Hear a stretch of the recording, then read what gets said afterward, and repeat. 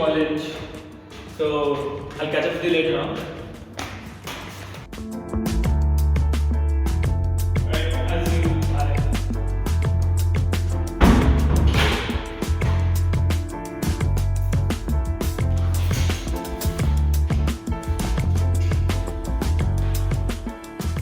Welcome to the new college. For most of the 20th century, the leading universities of the world bragged that they had the best education systems in the world. These universities became an envy of the world and a symbol of greatness. Like the idea of a person making it to an IIT, an IIM, a Yale or a Stanford is still to this day considered to be one of the greatest things that can happen to a human being. India currently has a student loan debt of 84965 crores. As I was reading these numbers, I actually had to go take a sip of water because that is a tremendous amount of money. But the reality is, costs are spiraling up, higher education quality is declining, and despite the exchange value, a 40-50 lakh loan for a 22-year-old is a tremendous amount of money to take on. But things are rapidly changing. The market is slowly waking up to reality as student loans have slowly started to go down, and the new wave of education and what I believe is going to be the final frontier of education is up on the rise. Enter cohort-based courses, a format where a group of students meet online, they enroll to a course together, they take classes together, do group assignments together, form a community together, and eventually graduate together.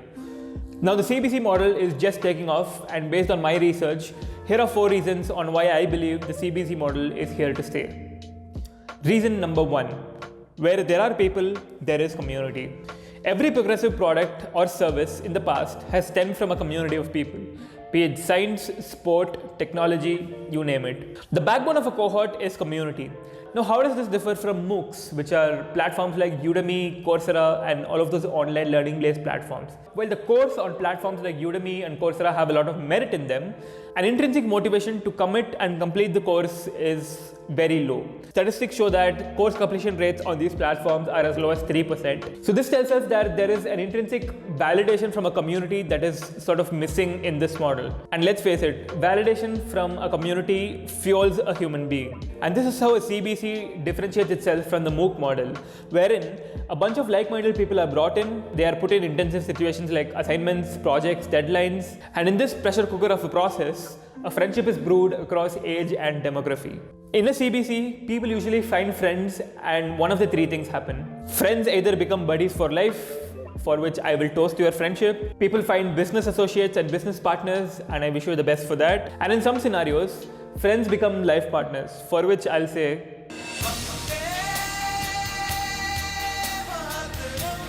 but now arises the question of how is this different from college? This seems to be like an online version of college. How is this different?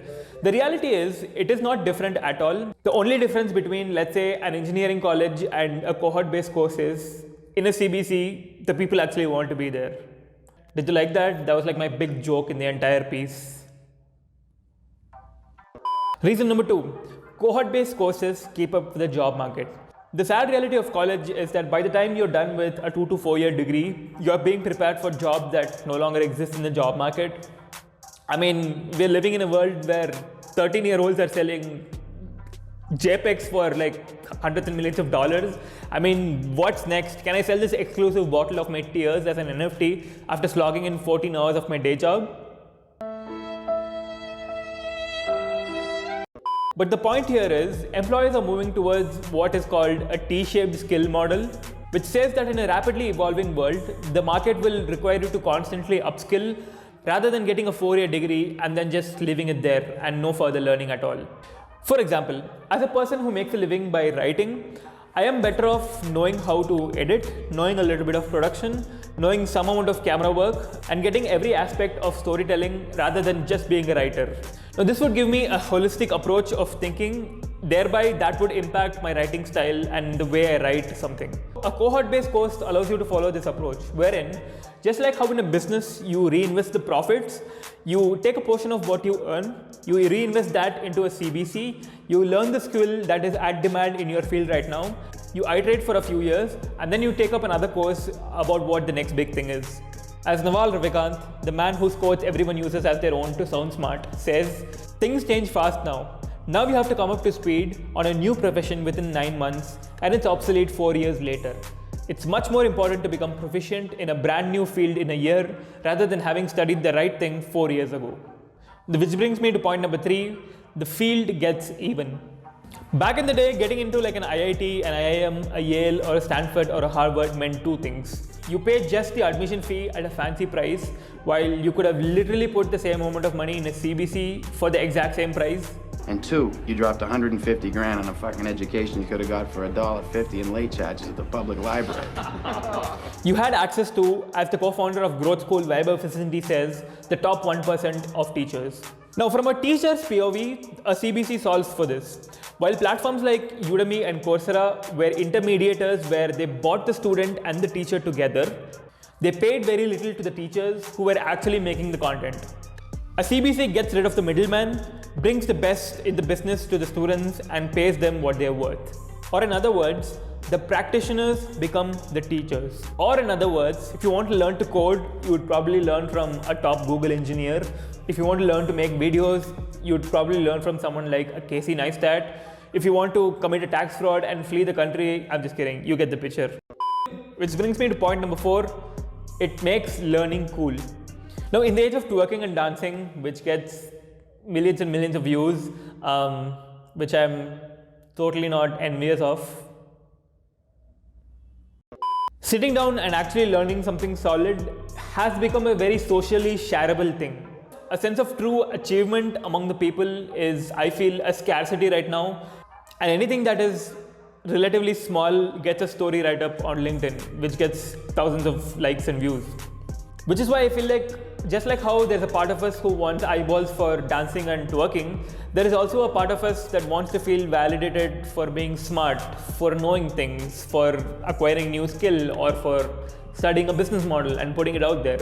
A CBC enables this. I mean, sitting on a Saturday evening while your friends are out there partying and you're here studying a business model for your MBA CBC, that is a socially shareable thing because it makes one feel smart and evokes a lot of FOMO within friend groups. The higher education system has been running as a result of enormous privilege. I mean, even if you had the option of keeping your house as a collateral and taking a loan, you automatically still fall under the upper middle class bracket. While there were thousands and thousands of people in the country who still didn't have that access.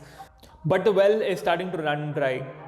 With specialized CBC and relevant education practices, coupled with initiatives where internet access is steadily increasing across all remote parts of the country, a faster and affordable education only pushes remote talent into the mainstream, and I definitely view that as a positive.